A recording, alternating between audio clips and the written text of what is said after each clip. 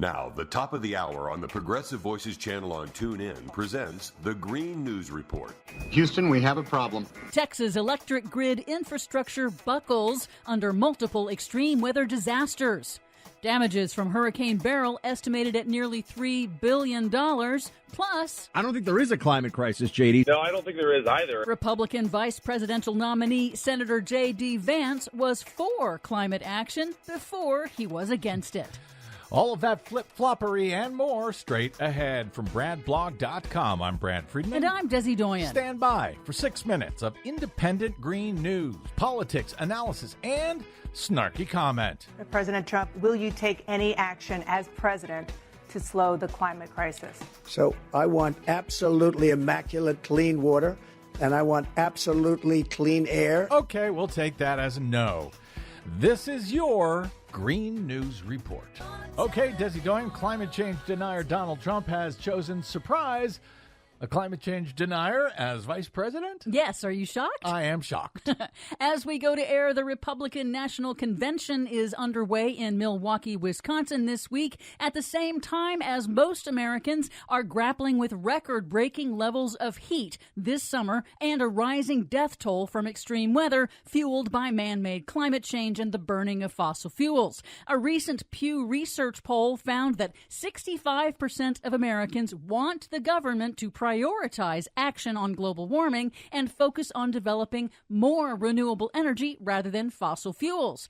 But at the RNC, climate change is not a problem costing Americans dearly right now. Instead, the Republicans' agenda calls for expanding development of polluting oil, gas, and coal that drive climate change, along with dismantling federal agencies that enforce pollution laws and repealing U.S. climate policies. That sounds like my Republicans. On Monday, Donald Trump announced Ohio Republican Senator J.D. Vance as his vice presidential running mate. In 2020, Vance mostly accepted climate science and supported renewable energy. Of course, have a climate problem in our society, one largely caused now by unrestrained emissions in China. Okay, well, it's not only unrestrained emissions in China, but I take his point. At least he's not insane on this point. Right.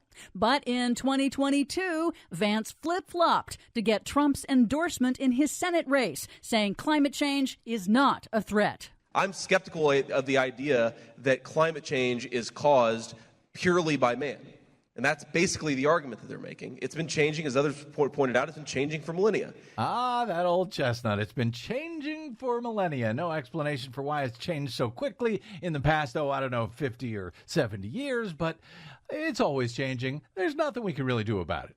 Yes, and now Vance supports massive expansion of oil and gas extraction and repealing emission standards, and he also opposes wind and solar power and electric vehicles. There you go. You're hired. In related news, a dangerous, long-lasting heat wave is still broiling 130 million Americans in the east and southeast with temperatures above 100 degrees Fahrenheit. The sweltering heat is especially dangerous for folks in Houston, Texas. As we go to air, around 500,000 people in the region are still without electricity more than a week after Category 1 storm Hurricane Beryl destroyed transmission lines. It was Houston's third weather-related blackout this year alone.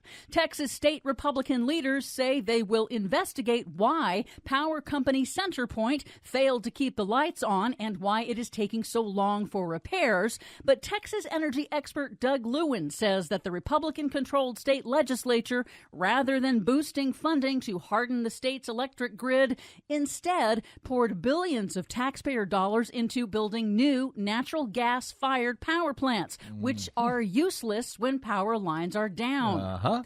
Lewin says $1 billion in funding was set aside for solar and battery microgrids for critical infrastructure. Well, that's good. But that is still sitting dormant, unused, and inaccessible. But the money has gone out to build those new natural gas power plants. Exactly. Go figure. Preliminary estimates set Hurricane Beryl's damage at nearly $3 billion in insured losses in the U.S. alone. The cost of repeat weather disasters underscores that our 20th century infrastructure was not designed for 21st century supercharged extreme weather. Here's climate scientist Dr. Michael Mann on MSNBC. And we're seeing loss of life. We're seeing massive loss of property. This storm is going to cost us billions of dollars.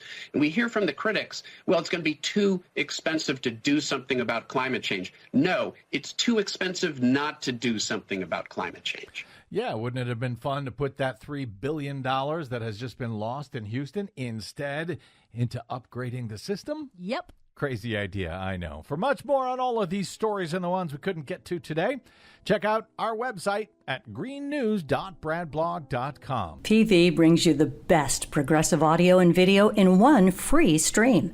Stephanie Miller, Tom Hartman, Randy Rhodes, David Packman, Brad Friedman, and more. Search Progressive Voices on the TuneIn app. Download the free Progressive Voices app or go to progressivevoices.com.